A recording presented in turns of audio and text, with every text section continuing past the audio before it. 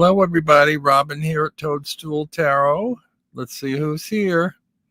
Marilyn's Tarot Take, always first in line. Simon is second from the Hermit's Cave. And Red Wing is third. We'll see who pops in later. Might as well get the ball rolling. This is Tarot Clearout shelf number 8. Hey, Zach. Tiger's Abyss has arrived. So, I got stuff stacked up on my bed here. I'm going to divide into 2 piles. One is decks that I'm keeping. The other one is decks that I've decided to let go. First off, a dusty little deck. It's little on the soiled side here. This is called an air deck. Have you ever seen one of these? Discovered this a few years back. I think the reason it's called an air deck is because it's designed to play on planes. They could have made it, I don't know, travel deck, because it could be played on trains too. Anywhere that there's like a fold down tray in your seat and there's not enough room, say, to play solitaire and lay out a whole spread. These are skinny little decks. It's about half the width of a playing card deck. Hi, Ralph. And Saskia. Now, this particular one is plastic. That's another thing. It's like protected against onboard snacks, I guess, or spilled drinks. And I really love it. It's just, a playing card deck on extra narrow cards. I don't even know if they still make these. I haven't seen them in a while. They had about 4 different ones with different color backs and different back designs. And this one's kind of handsome, I think. Anyway, as a deck of playing cards, I really like this. And I will use it. It's great to throw in a bag for travel. You can even put it in your pocket. It's so small. And it's really, I can read with a playing card deck. So it's just about the most portable little deck you can use. I play solitaire with it. That one's staying. Along similar lines, I really wanted a bicycle playing card deck. And can't remember. I think I couldn't find them in my local corner store, which is weird because you always can. I found it online and ordered it, and it's a mini. Now, the thing about this is I wanted that quality of bicycle card decks. And this one is disappointing because I wanted it to have that casino style sort of linen feel. And this one doesn't have that. I mean, you probably can't see. There is a little printed sort of, it's not even a grain. I think it's the lamination almost has a texture to it, but not really. I mean, yeah, I think I'd rather have an actual legit bicycle deck on linen stock than this, even though it's kind of a cute mini.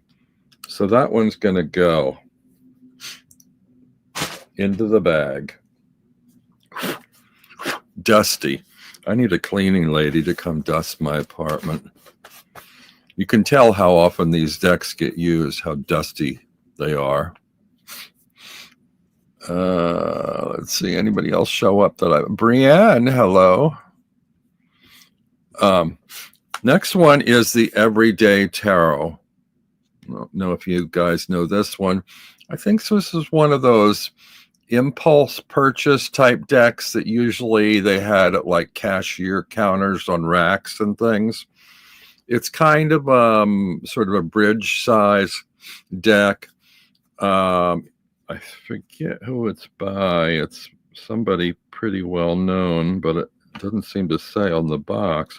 Oh, Running Press is the publisher. They do a lot of those little kits and impulse purchase decks. It's got a magnetic enclosure thing. This is very much like the is it Neo Tarot? I can't remember the name of it. It's another little running press tarot that comes in a little box like this. This one's got a little plastic kind of holder for the cards, and the little booklet gets tucked inside the front.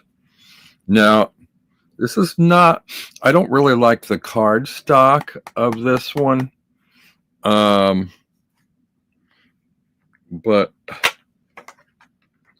it's matte, and I also don't like the colors.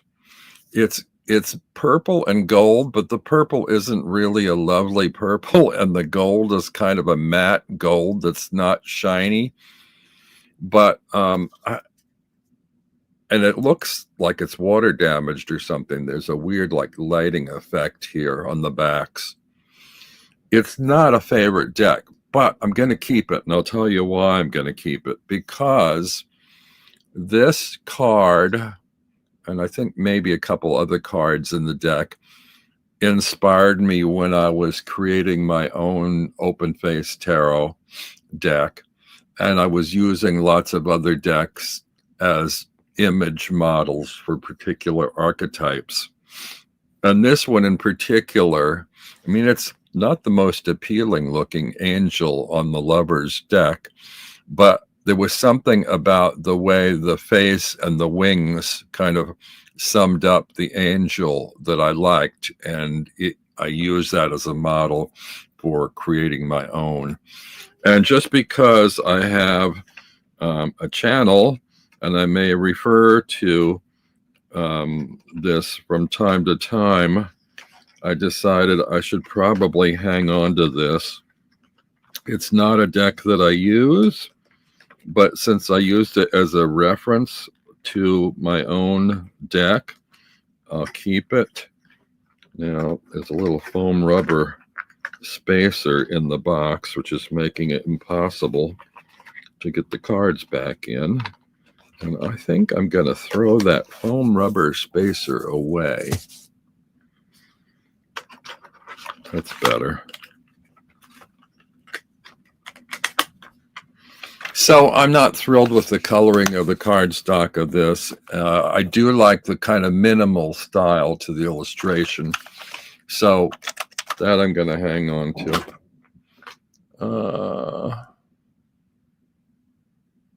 Deanne has moved. Oh, hello, Madame Maru. And hello, Nothing So Strange. Next deck. Simon might remember this one. I think, or maybe not. I don't remember if he got this one. It's an RWS. It was an MPC called the WS Tarot. Waite-Smith Tarot, I guess. It's got a crackle back, and it's got really nicely colored fronts. It has a linen texture and black borders. And I like it. It's sort of in the same vein as the RWS 2.0 and the Dirty Pam, kind of. You sort of atmospheric. But there's something about, I guess it's the darkness of the sky images. They're not all night, but I think maybe because they're blue instead of bright yellow or whatever, and the black borders make it feel like a nighttime deck. I should be trimming down or weeding out my RWS collection, but I like this one. I think I'm gonna I think I'll hold on to this one. It's kind of pretty. Oh, is MA here?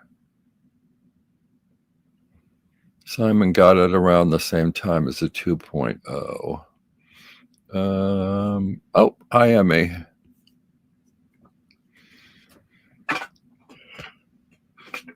That one's staying. Okay, so only 1 out of 4 so far going. Next one. This I got on, was it MPC or Etsy, or might have been Game Crafters. I can't remember. It's in a hefty little 2-part box. I love 2-part boxes. This one doesn't want to open.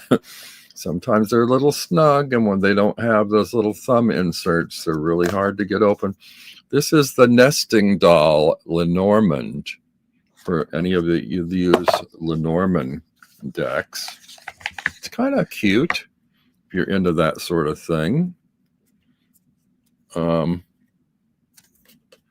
There's no book. It's the information is on these little help cards here.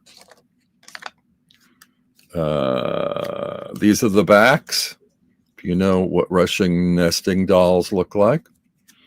And then on each one, like there's the crossroads or the paths. There's the mice, the heart, the stork, the clover. Very straightforward and very cute. Man, is that woman or child? I'm not sure, actually. They're not labeled. Snake. Coffin. Bear. Well, there's another person. Anchor. Scythe. Broom. I'm not sure about this one. I like it. It's cute, but I don't use it. This is one I would generally keep, but I think I'm going to let this go. I should put a rubber band around that so the cards don't all get loose in the bag. Who else is here? Oh, Sandra's here. Hey, welcome.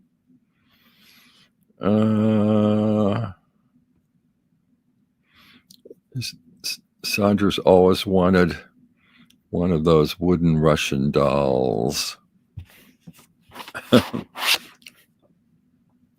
All right, next. I wanted to show this to Simon. He may have seen it already. I have a walkthrough of this. I think I mentioned somewhere that I have 3 Thoth decks.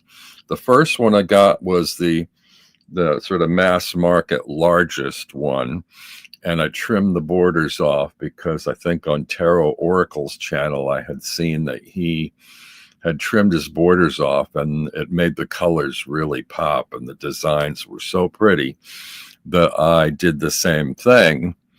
But I did it before I really could identify all the cards in the Thoth. And so it was almost a worthless, useless deck to me because there were certain cards I didn't remember what they were. Like some of them you can count the pips and and then there are a few that I wasn't sure about. I think another reason I trimmed the borders off is initially I didn't like the key words on the borders. But anyway, so once I got that and I did that, then I kind of regretted it. And I thought, oh, gee, maybe I ought to get either a book with images or another copy that I can use to get to learn the decks. And I found this one. Also, I don't know where I found this little tin box. This is the perfect size. It's a small box for bridge size cards, which is what these are. This is a bridge size Thoth, which I love, Now, it's not the most vivid and most, beautiful color. I mean, it's just kind of average, but it's workable for the Thoth. And I think of the 3 versions I have, this one is probably the one that I would go to most to use. The cards are smaller, easier to lay out in spreads on a table.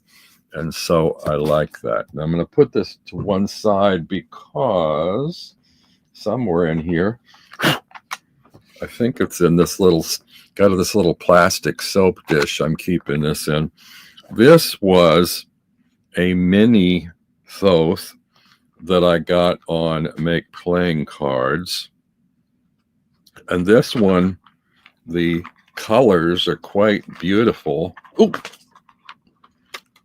Oh. But the cards are going everywhere because the box actually fits 2 cards in kind of snugly. And so now I'm going to have trouble getting them all out and getting them in the right orientation here to share.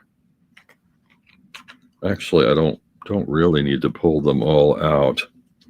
One of the reasons I got this after the first version that I trimmed was I didn't really like the back design on the Thoth. I didn't like that cross. And I loved the back design on this little mini version. Isn't that pretty? But I wasn't that keen on this being a mini version. But I liked the back design and color, and I liked that it was already trimmed. That's why I bought this. But I don't use it. Thoth Tarot, I finally some good food, says Zach.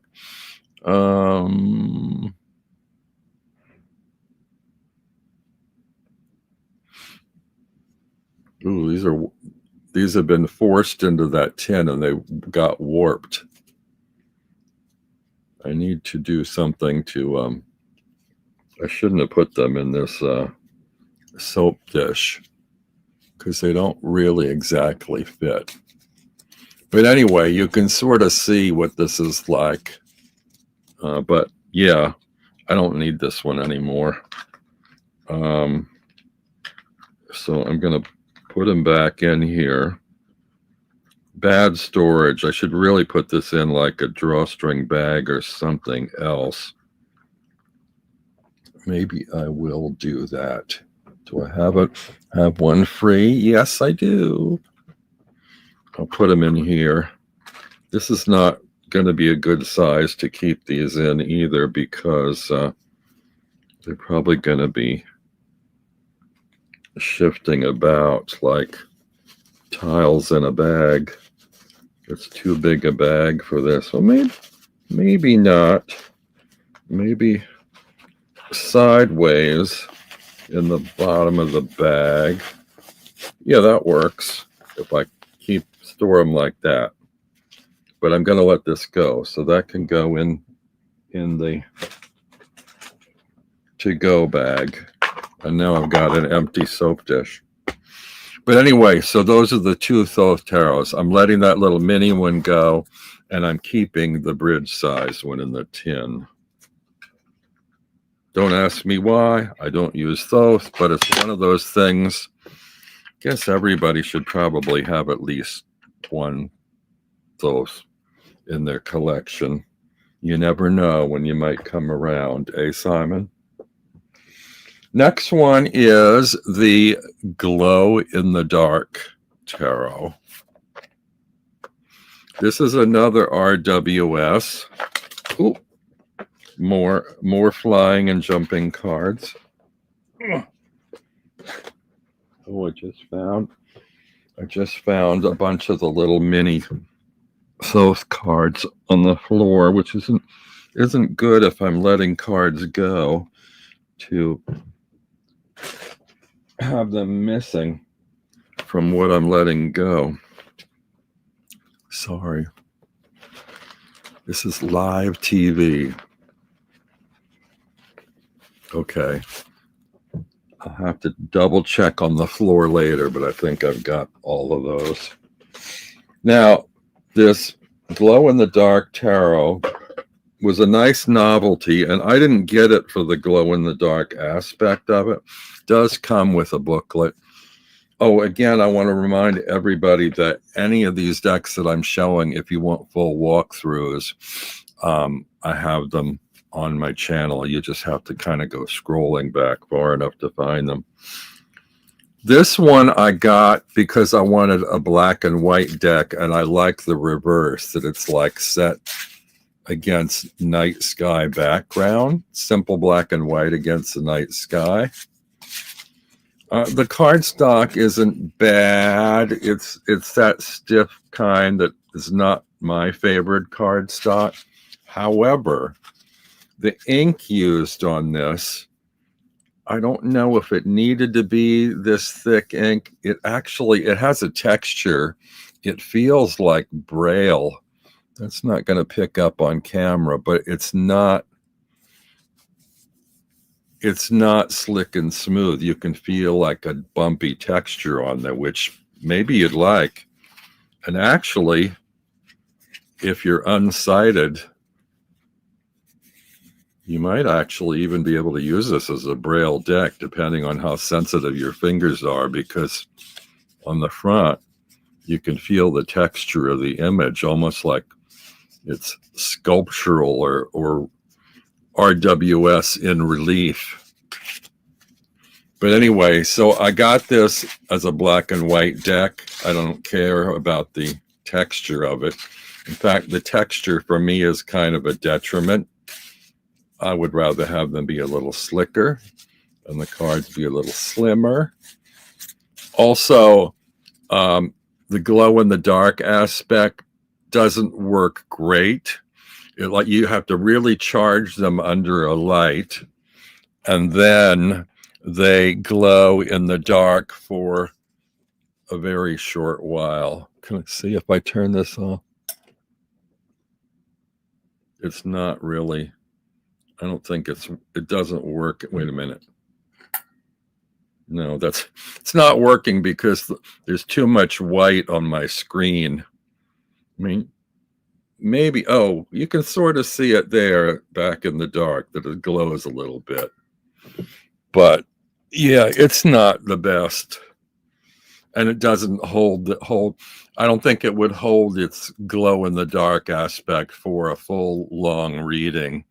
Maybe, the quickest three card reading or something. So anyway, I think even though this was a kind of a novelty, I have black and white versions of this deck I like better. So I'm going to let this one go. What's next? Oh, next we have, this was a gift from Ramon in Philadelphia.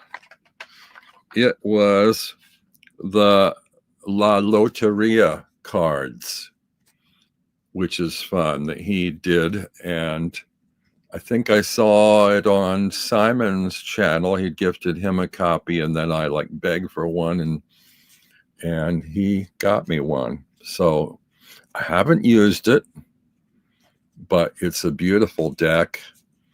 And because it's a very different system, and the images are interesting, I think I will. And, he went to such effort to make a copy available to me. I'm going to hold on to this. I don't really know what to do with it or how to use it, but it's kind of like an oracle deck, I guess. And nicely done.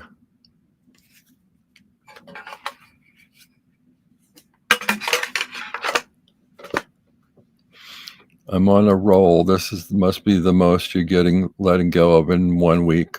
Not sure. Actually, I sometimes do a count at the end, but since I'm throwing them in the sale bag, I'm not setting them aside. But somebody else can keep count. I think so far there might have been 3 or 4 I let go out of the first 5, or the 5 I kept. Okay, this one's definitely staying. This is the Royal Fez Moroccan, which I didn't keep the box. I think my box was sort of falling apart. This one, I'm not super keen on the back design. It's all right. It just, I don't know that it particularly goes with this, with the style and era of the deck. I really love the illustration in this. I love the spot color.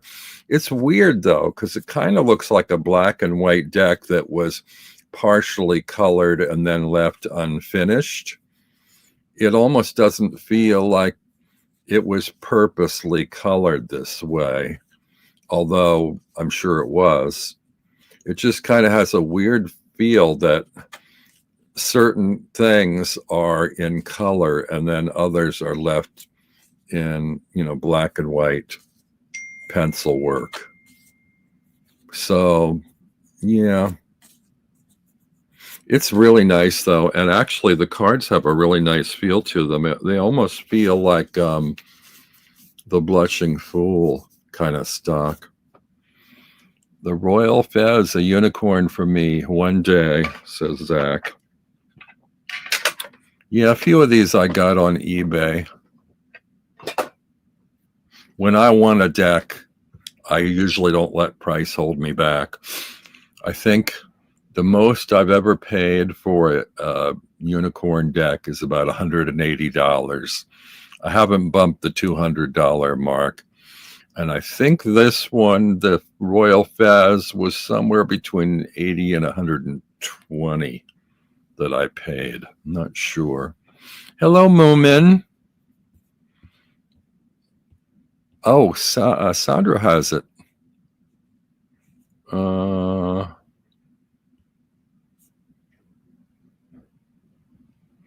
Sandra needs to be more ruthless like this with her decks. Not necessarily. I mean, I think it's good though to just kind of go through deck your collection a shelf at a time and assess, am I using it? If I'm not using it, why am I not using it?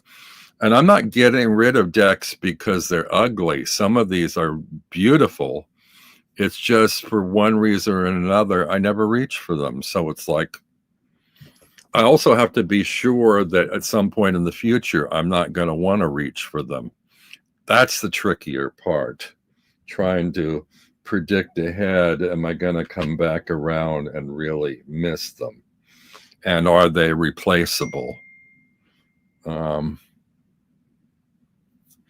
Next one is the Lenormand Oracle cards. And this is from Los Scarabeo. And I got this one because I sort of like the vintage quality of it. But I also like that it didn't have a lot of extras on the cards. I don't have a lot of Lenormand decks, but probably more than I need. I really like Art Nouveau and Pre-Raphaelite imagery, and so I love this design on the back of the cards. And then these are the fronts. Now, these were designed so that there's, no, I'm wrong. Am I thinking of another deck? Maybe it's this deck. I think these were designed where part of the imagery could have a big blank space that a playing card insert could be put on the graphic, but wasn't. And I like that about these, that it doesn't even have the name or the card. I mean, playing card. It just has the number and the image. So yeah, these are a little bit awkward. See, it's like, what's all that empty space up there? That's where they would have put a playing card. But I kind of like just the antique-y quality of these images like this. So I thought this was kind of a pretty version of a Lenormand. And I don't use it, but this is one of those borderline ones that since I don't use it, I could let it go. But I like it enough. I'm not even sure sometimes why I'm holding on to some of the decks that I am. I think if I feel like I wasn't letting any go, then I'd be a little bit more ruthless about it. But since I'm making some room, I'm not going overboard. So yeah, I'll hang on to those. Hey, Kristen and Alder Moon. So next one is the Sasurabito Tarot Tiny Traveler. Now, I didn't originally get into this, and I think I liked it when it was when it came out as a mini. And unfortunately, I tore the box trying to open it because I didn't use that method with a butter knife. But, you know, things happened. The thing I like about this deck, I like the size and it's linen stock, as opposed to, I think the regular one is glossy. Now, I don't know if it's been reissued in regular size, both as glossy and linen. I'm not really sure. But that was kind of the two major draws for me about this was the size of the deck and that it was on linen stock. And it's not artwork that I generally would be drawn to, but I did like it when I got it. I haven't used it much lately. It feels like one of those decks that I'm probably not going to use, but I might come back to it maybe twice a year. And even if I use it for 2 readings a year, for now, that's enough for me to hold on to it for a while longer. Hello, Jane, the Seeker. So I'm going to hang on to the Tiny Traveler. Next, what is this? This is either another Lenormand or an Oracle. Oh. It is, what is it? Oh, it's a Lenormand. All right. I got this one on, I think, Etsy. And I got it, was it last year? I think it was last year. I like the antique look of it, and I don't remember the name of it unless there's an identifier card in here somewhere. But this was from like vintage art of these little skeleton figures. They aren't skeletons. They're bodies, but with skull heads. Lenormand Oracle, created by Wisdom by KK. Okay, so I guess that's what it's called.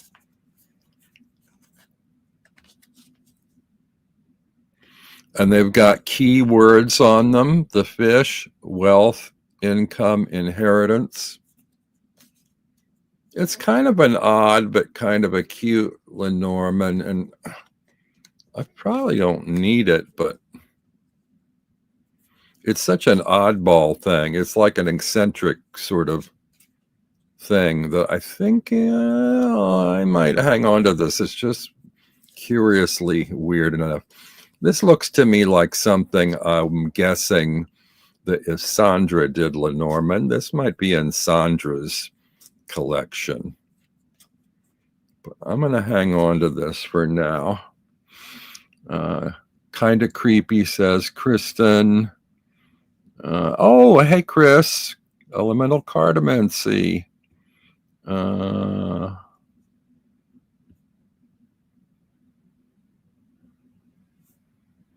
Okay, I haven't kept up with the chat. Jane's not a fan. Sandra says, yes, I'm right. It's cool. At some point, Sandra, I may end up sending this off to you, but for now, it's staying with me.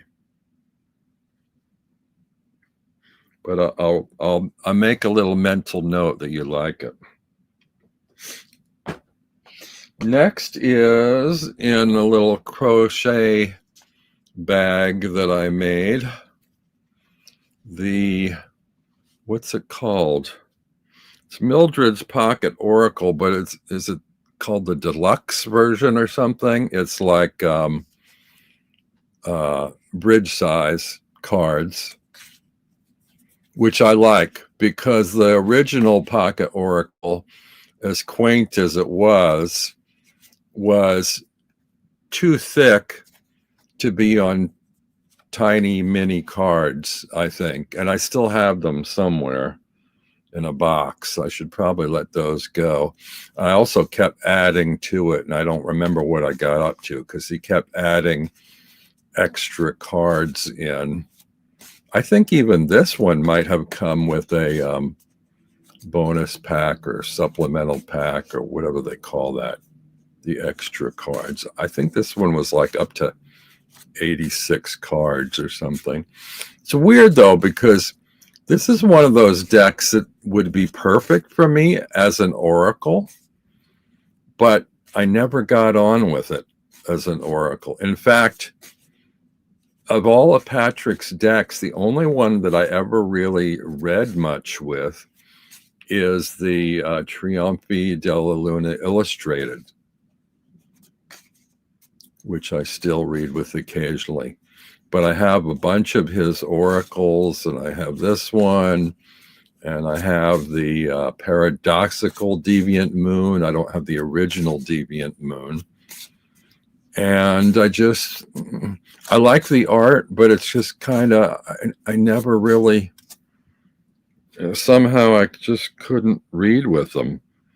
And usually I can get something out of an image or an image with one key word, but for some reason this one just never kind of gelled. I don't know why. Looks more like a tea leaf reading deck. Marilyn likes this deck. Okay, what's next? All right, another Lenormand. Okay, this is the Butterfly Lenormand by Mindy Dunn. And she did an amazing job of creating this deck. And she's kind of dropped out of the YouTube scene or tarot scene. I don't know what she's doing now. This is a tiny little deck in a little square box.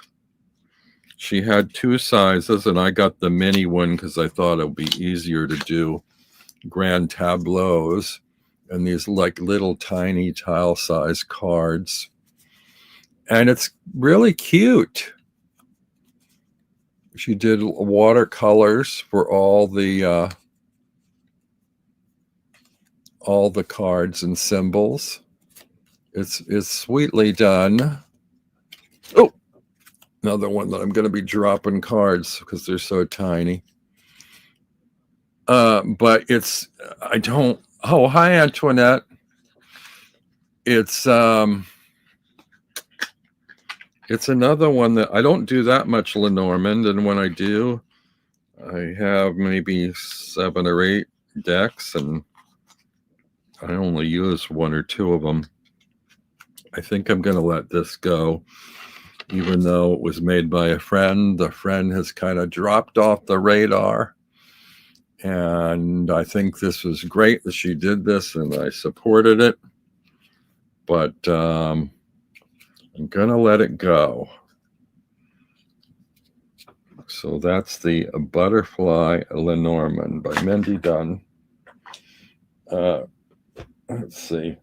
Oh, next is, how are we doing? 139. Pretty good. We have about 7 decks maybe to go. Next is the Nicoletta Ciccoli Tarot. Now, this is somebody I followed her artwork before she did a tarot. I liked her.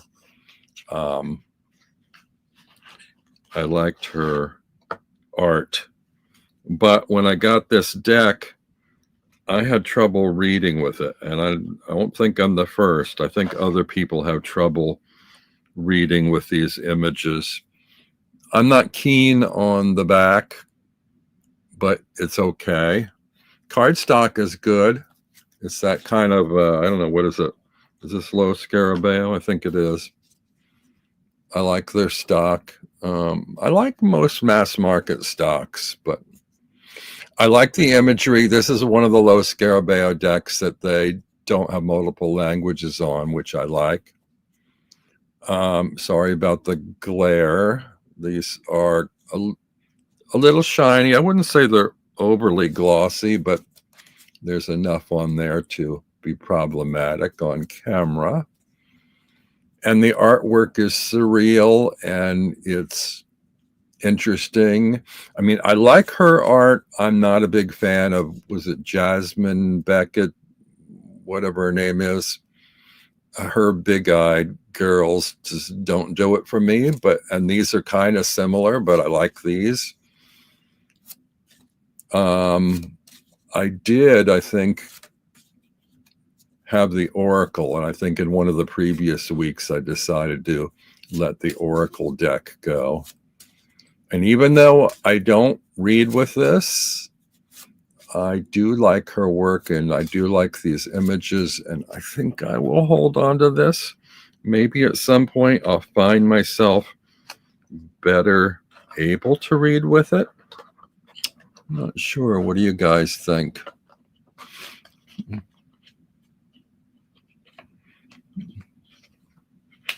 Let's see what people are up to back here. So we're on Robin's 8th shelf. How many decks can live on 8 shelves? I'm getting a bit worried about how my collection's growing now. Far too many cards for Lenormand, perfect for Tea Leaf. I use the guidebook for the SPO, the Pocket Oracle.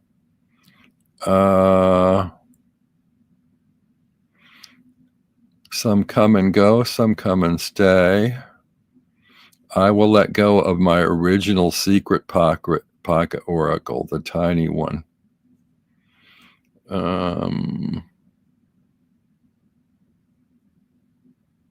Griffiths. What's it? What did I say? Jasmine Beckett Griffith. Yeah, I'm just not keen on that big crying, tearful eye kind of seduction. It's like they're weirdly seductive, some of those images, little kind of too coy for me.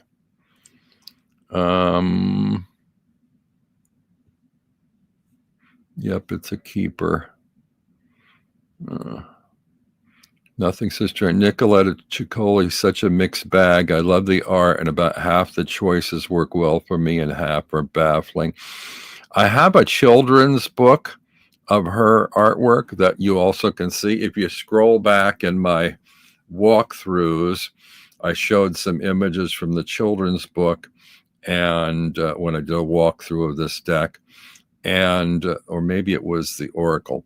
Anyway, you can look. Also, she had an art show down in Soho that I went to that was wonderful. And at the time, I didn't have a lot of money. I think it was after I'd lost my job. And it was like a $75 art book. And I just thought, I don't know that I can spring for this. And now I kind of wish I had. But my art books, again, are something that I value and store on my shelves, but I don't have a proper, appropriate place to look at them. I don't have great lighting in here. For a big oversized table book to like put on my lap and read is a little bit awkward.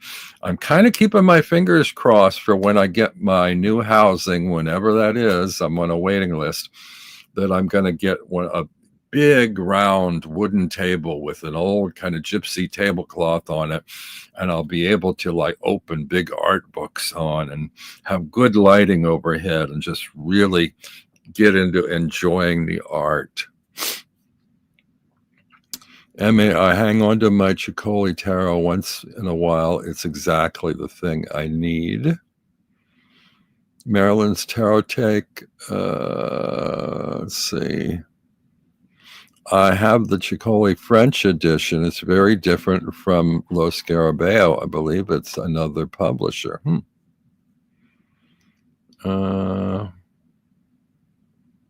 Okay, next. Ooh, this is an odd one. All right. This is another heavy, hefty box, which I like. This is what was this called? This is called the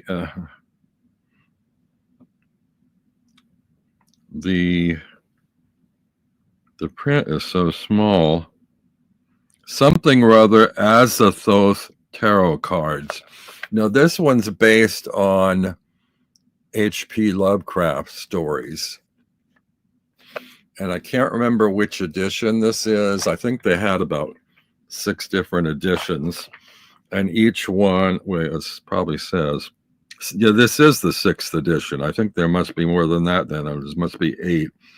This is 889 of 1,000 from some publisher called Nemo's Locker. And these are really weird, odd oracle size cards, which I'm not a fan of, but they're all right. The back designs change with every edition that they do. And this is a monochrome deck that's like black line work on yellow, or yellow on black, black on yellow, yellow on black, whatever. And it's going to be hard to see, but they're all these these are very busy, very detailed, very crowded cards. And sort of indicative of H.P. Lovecraft monstrous visions with all kinds of creepy, slimy characters writhing around like a basket of snakes or something. There's just a lot of creepy stuff going on in here. And they're really interesting cards and kind of freaky, scary cards.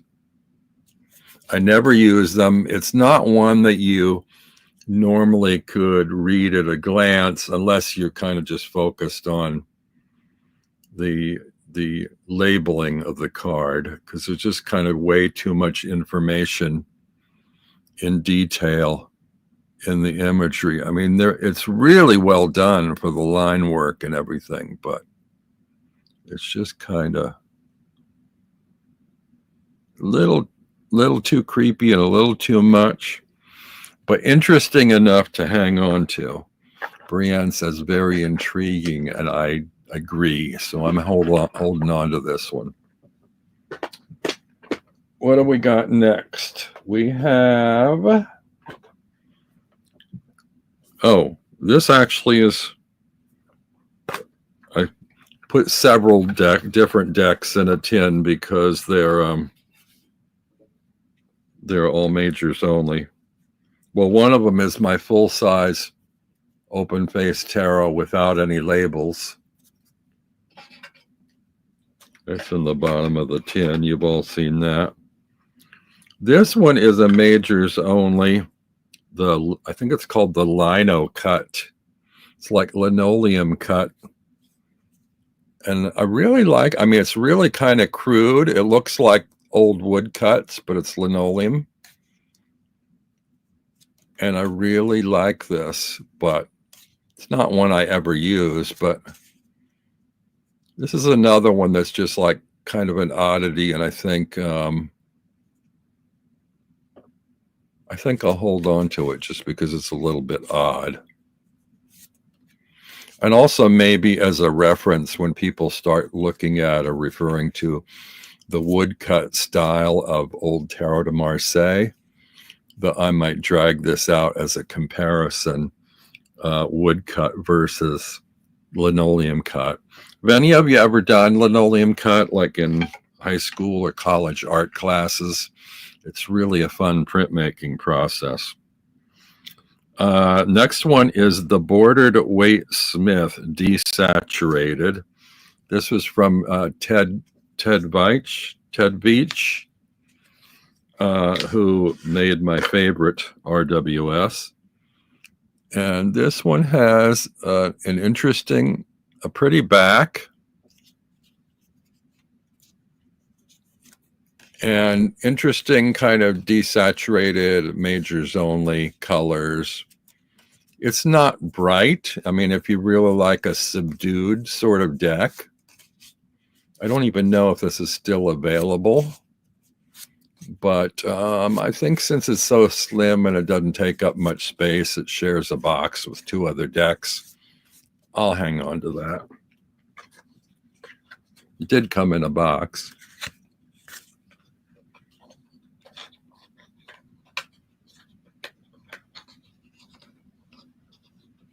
I did for a while. I was into finding these Rider-Waite-Smith decks with alternate colorings that appealed to me. Okay, we're down to the last 5. Where are we? 151. Next, we have the Arnaud from Conrad Stain. This is a Tarot de Marseille with a eggshell crackleback. And this is one that I really like. What I usually have trouble with Tarot de Marseille are the bright primary colors against stark white. And this one is very subdued colors on a kind of an ivory or parchment background, which I kind of like. Looks like I have the suits together here. It's not been used in a while or shuffled together. But I like that it's kind of a pretty color. I like these colors, these sort of subdued or washed out colors. Oh, this is a Besançon with Juno and Jupiter.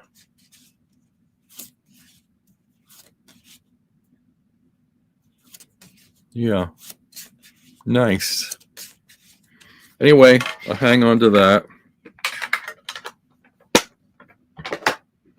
And now we're getting down to the wire here.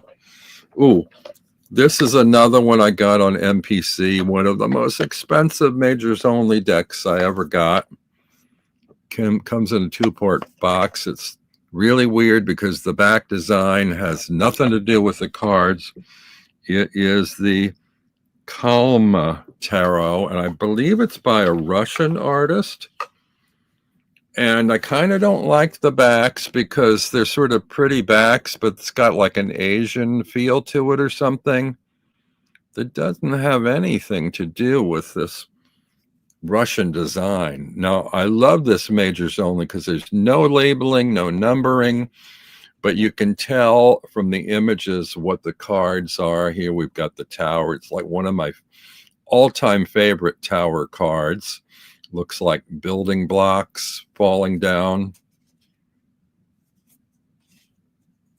And I like the coloring, the antique quality. It kind of reminds me of like a 1950s children's book. Really creepy looking magician. Odd looking fool.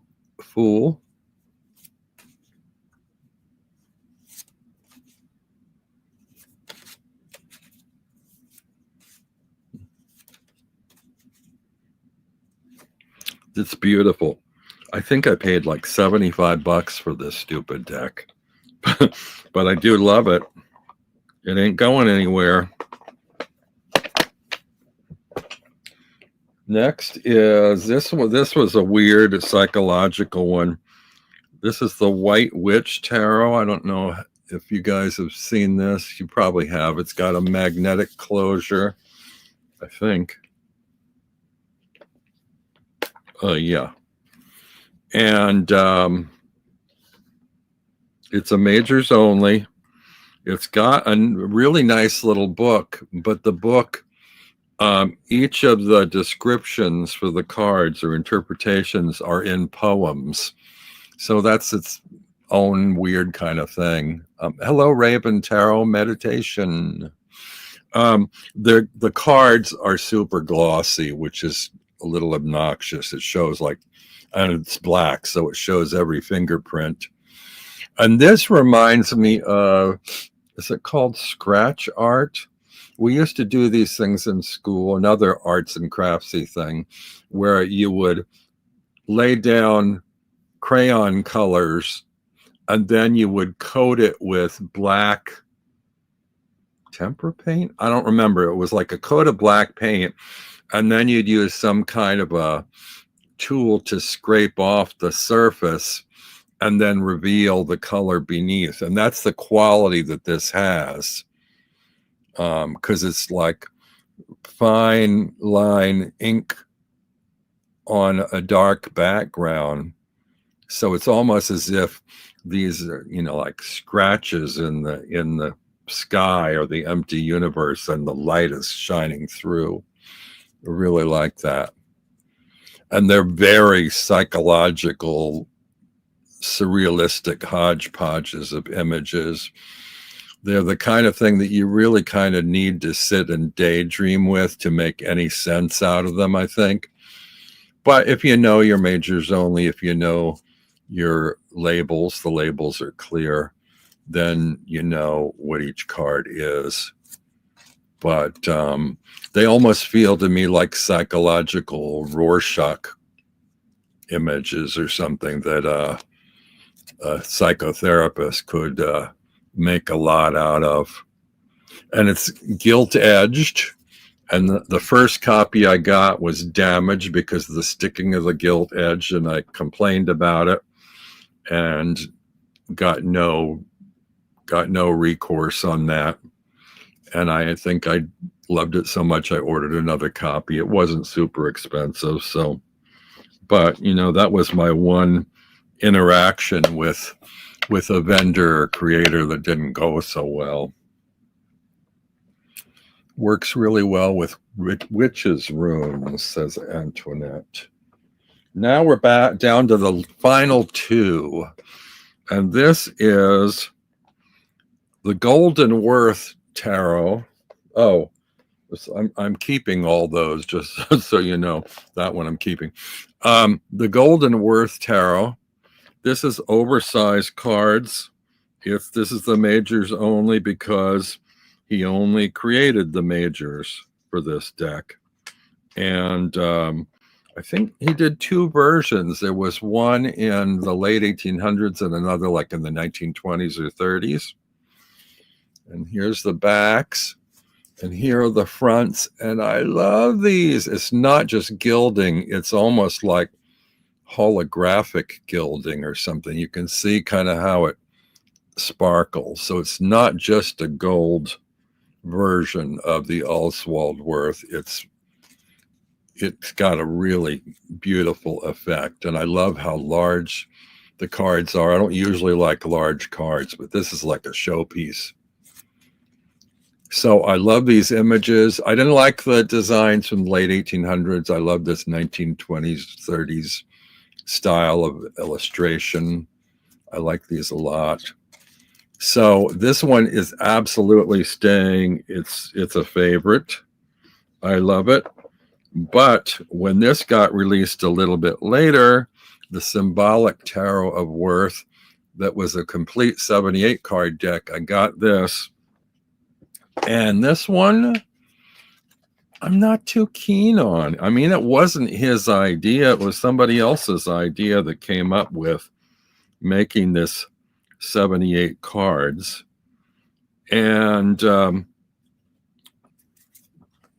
minor arcana, what they did was, it's beautiful, but it's a pip deck, and they took an element from the archetype in the majors and put it in somewhere on the card in the minors. And I don't know how I feel about that. I don't think I like it. I mean, just to make it usable for people that need 78. And this was not his idea, so I don't know who took it and ran with it and decided to do that. I like the size. I like the card stock. And it looks like I have separated it in the box between the majors and the minors. And I think I was considering, since I like this size, even though this has gold ink, but not like gold foil like the other deck, I think I was thinking about just keeping this part of it as a majors only deck in this size. But I don't know if I will, because I think I'm always going to feel like I did something to this deck by abandoning the minors in this particular version, even though it wasn't worth vision to have them there. So I think I will have trouble keeping only the majors of this deck. So I think what I might do is just let the deck go. And that's it for today. Now, how many did I let go? Probably about 7 or 8. I've been kind of averaging about 8 decks a week, which is pretty good per shelf. If I've done 8 shelves, 8 decks a shelf, wow, that's 64 decks. Now, I haven't sold or let any of them leave the apartment yet, but they're in bags waiting to go. And when I finish this series, I will go through the bags that are of stuff going and just do it like a very quick reminder or refresher, maybe even make it like a silent auction. You know, like if anybody wants to bid on any of the decks I'm letting go, to get in touch with me. If there was anything here that interests you, you can find me. My email is on my information page of my channel, and just get in touch and we'll talk. So let's see. They are worth leaving out every day. Sparkly. So Bling, prefer his 1889 one, but this gold one is cool. I didn't like the 1889 one. I thought the artwork was a little too crude. The 30s one is very much 30s style, but sort of much more refined, which I like. All right. So Red Wing. All right. I think I said hello to everybody. I think I interacted with most people. I've showed you my shelves. Let's see next week, unless I come up with another plan. Next week will be shelf number 9. So I'll see you then. Have a great week, and goodbye, everybody.